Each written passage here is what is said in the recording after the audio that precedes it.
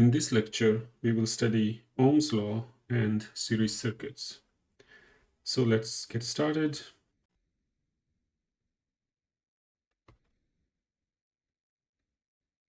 Ohm's law is a relation between voltage, current, and resistance. The equation is given as V equals IR. So V is the voltage, of course, I is the current, R is the resistance.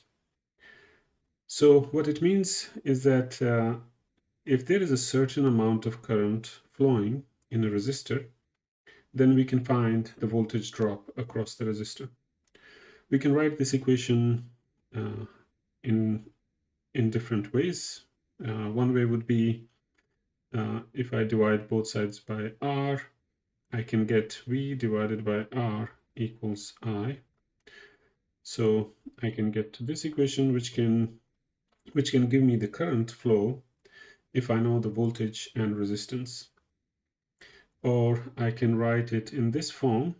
So if I divide the original equation, both sides by I, so I can get V divided by I equals R. So if I know voltage and current, then I can find the resistance. So in any way, it is just a very simple equation, linear equation, V equals to IR. It relates three variables, voltage, current, and resistance. And if we know two of the variables, then we can find the third one. So if I know I and R, I can find the voltage. If I know V and I can find the resistance, and so on. Now let's see how we can use this in a simple circuit. So if I have a voltage source and let's say one resistor in the circuit. So I have, for example, the voltage source is Vs and the resistance is R. Now, if I want to find the current I in this circuit, we can use Ohm's law, and according to Ohm's law, V equals to IR. This means I is equal to V divided by R. So if, for instance, if the source voltage, so let me just write maybe source voltage here. If the source voltage is equal to 10 volts, and this resistance is also equal to 10 ohms, then my current will be 10 divided by 10, which is 1 ampere. So this means 1 ampere current will flow in the circuit. I want to give another example just to clarify a few points. If, for example, I have one voltage source and I have two resistances. Now, voltage source is, let's say, 10 volts, and this is resistance R1, and this one is R2. Now, in this case, we will need to first study the series circuit because these two resistors are in series, but that we will do in a moment. So in this case, if I want to find the current I cannot just simply use Ohm's law to the entire circuit. So what we will need to do is that we will apply Ohm's law to each component separately. So for example, R1. So we will apply Ohm's law to R1, and we will say that the voltage drop across R1, or the voltage across R1 is V1, and the voltage across R2 is V2. So now I will apply Ohm's law 2 times. So when I apply Ohm's law to resistor R1, I will say that V1 equals to I R1. And when I apply to the resistance R2, then we will say that V2 equals to I times R2. Now you will notice that I have used the same current I for both of the resistors. And the reason is that the current, the same current actually flows in both of them. Because you can imagine that this is just a continuous pipe, and at some places the diameter of the pipe shrinks, and at other places it's large. So the amount of water flowing in the whole system is the same. So the current that is flowing in the entire circuit is the same everywhere. So therefore we can just simply write I here. But the Ohm's law would be applied to each component and here we have done this. So now let's say, for example, I know the value of R1 and I know the value of R2. So if somehow I can find I in the circuit, then I will be able to tell how much voltage will be across resistor 1 and resistor 2. All right. So I wanted to explain this because sometimes there is a confusion that we know Ohm's law, but do we have to apply to the entire circuit or do we apply to every single component? And the answer is that we will apply to every single component in the circuit. All right, so that's the definition of Ohm's law, and it is the most fundamental law in circuit theory, and it's one of the simplest law as well. So now we will move on to the series circuit, explaining series circuits.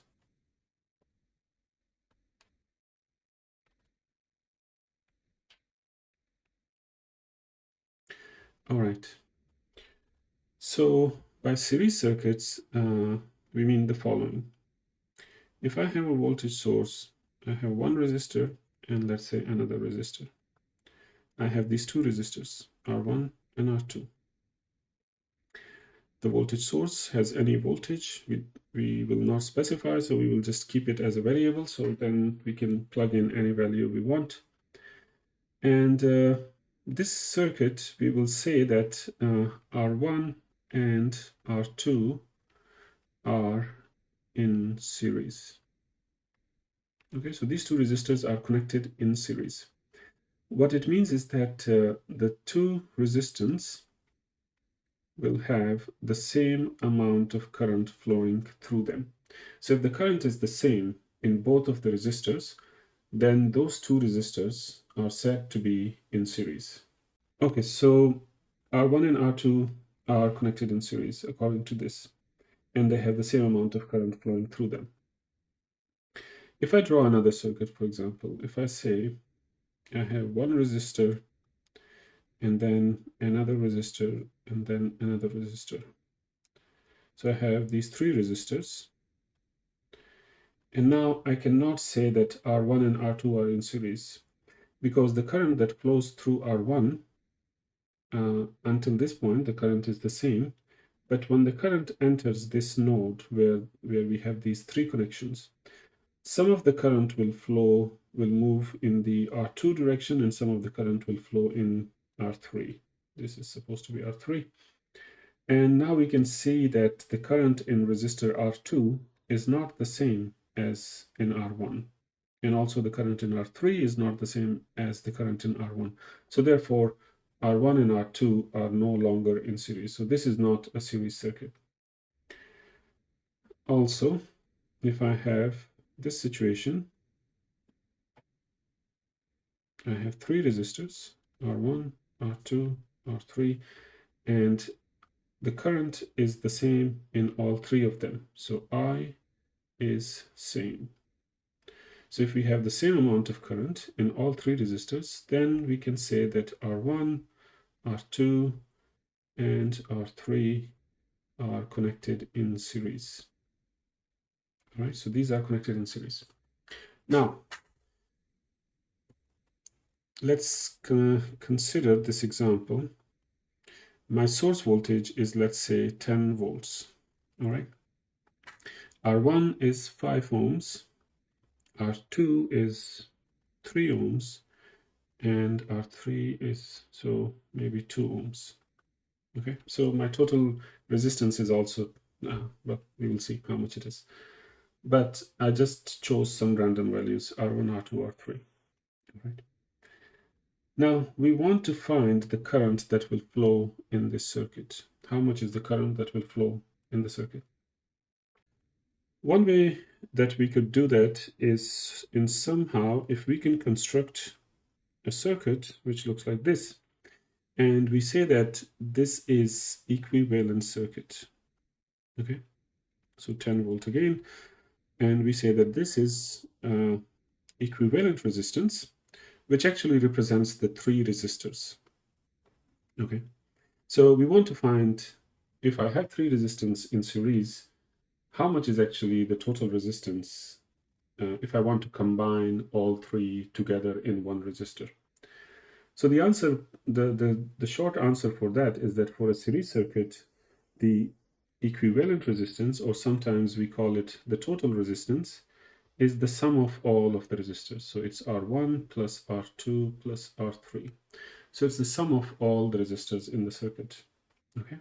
So if that's the case, for example, if that's the case, then my R equivalent in this case will be 5 plus 3 plus 2, which will be 10 ohms.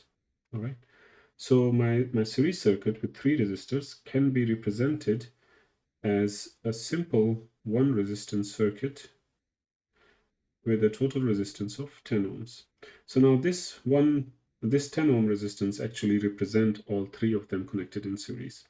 And now it is very easy to find the current I, and we will just apply Ohm's law to this resistor.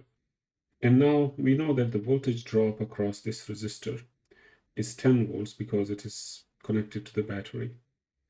So therefore, I will be equal to V divided by R.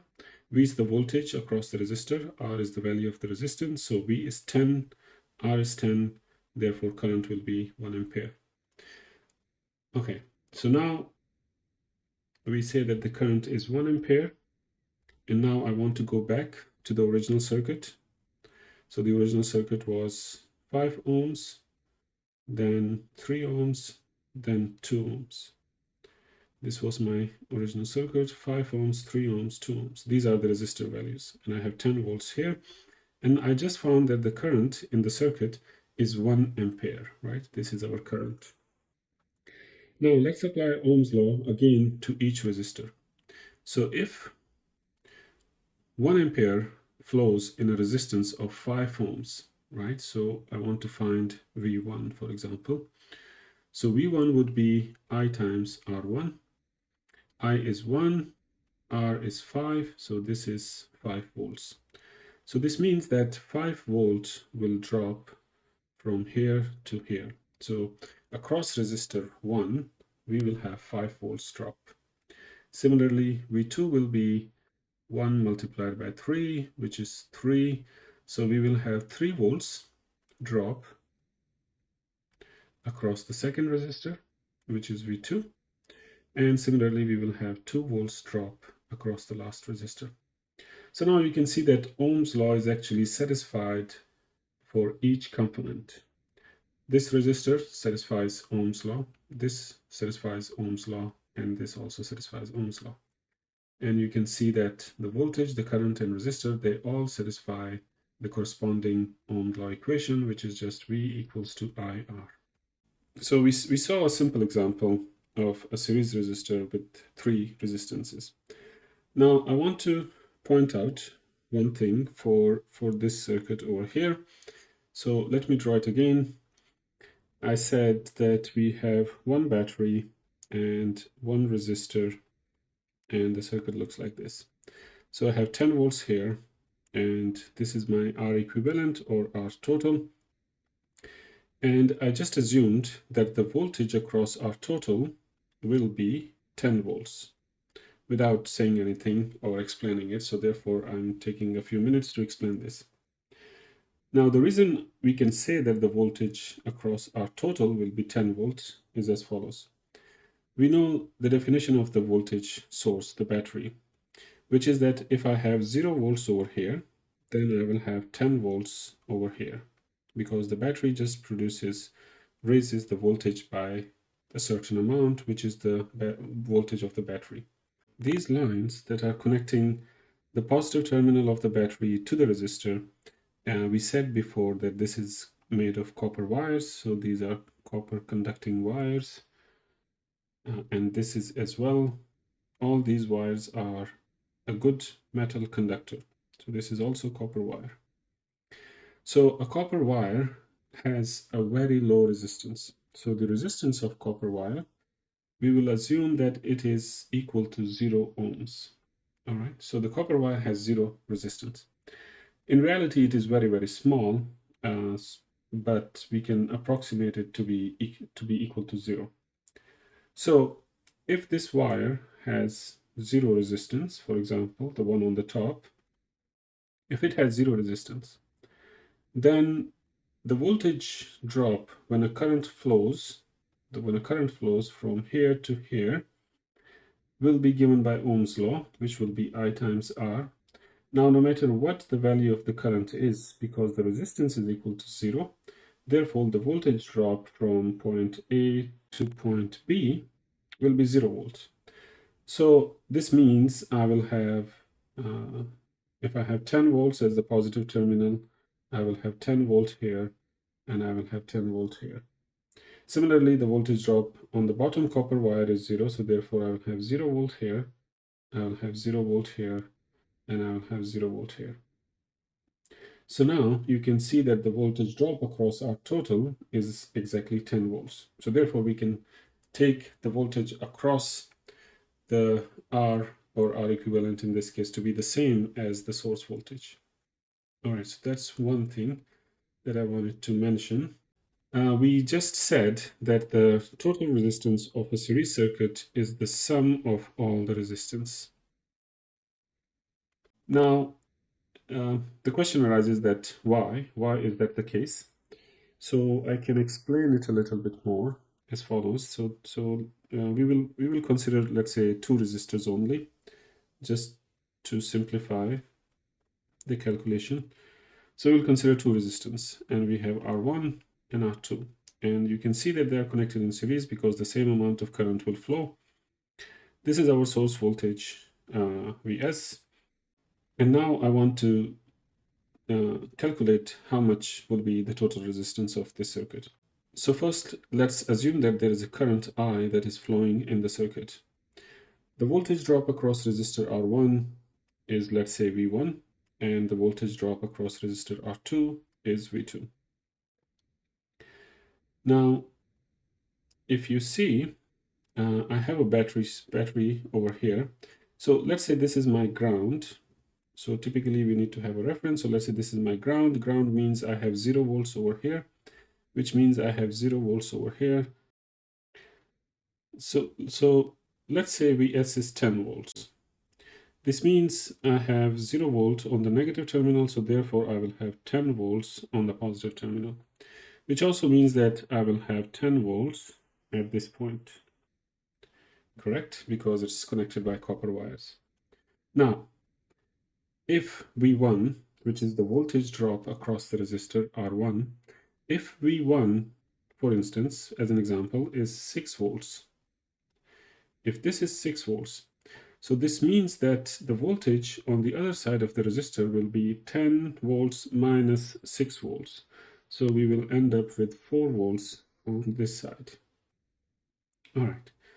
If I have 4 volts at this point, therefore I will have 4 volts at this point as well. So now V2 is now kind of fixed. So what will happen is that you can see that on one side of the resistor R2 we have 4 volts, and on the other side we have 0 volts. So this means that V2 must be equal to 4 volt. Okay. Now you can see a pattern. What is happening is that the voltage rise because of the battery from the negative to the positive terminal is 10 volts. And you will see that the same 10 volt will drop across the 2 resistors. So this can be written as follows, that the source voltage will be equal to V1 plus V2. And it should make sense because, as we said before, voltage is very similar to the potential energy, which is because of the height.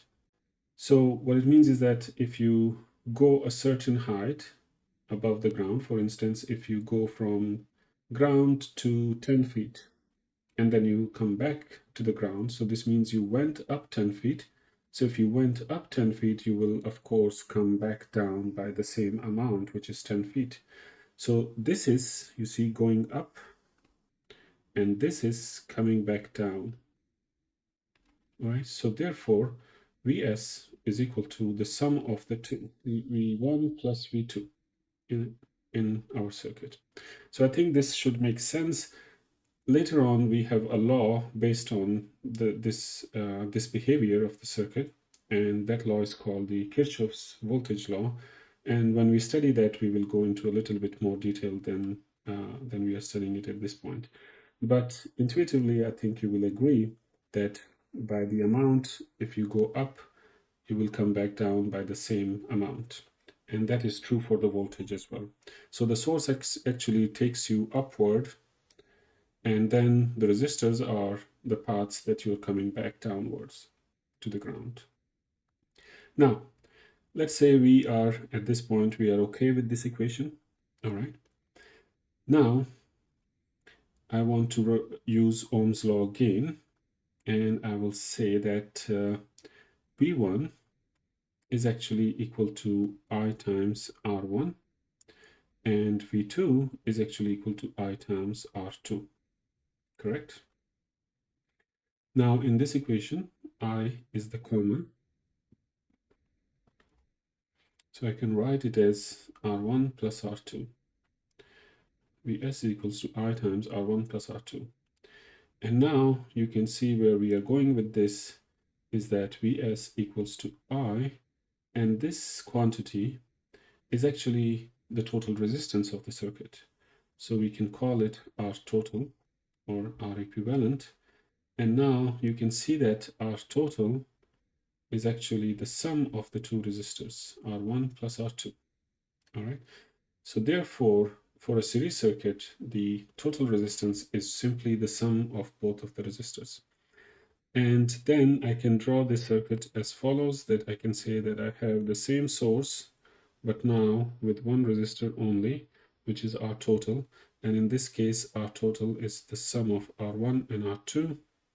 And then once we have calculated the current over here, we can use this circuit, apply Ohm's law, find the current, and once we have found the current, then we go back to the original circuit, apply Ohm's law again, and we find V1 and V2. I just assumed V1 was 6 volts and V2 was 4 volts, but of course, these values will depend on R1 and R2, so those values that I have chosen are just an example. One more thing that I want to discuss while we are on the series circuits, we can also have voltage sources connected in series. So for example, if I have these two voltage sources connected in this way, and let's say we choose this point to be our reference, so this means we have 0 volts over here. So let's say the first voltage source is 5 volt and the second voltage source is 3 volts.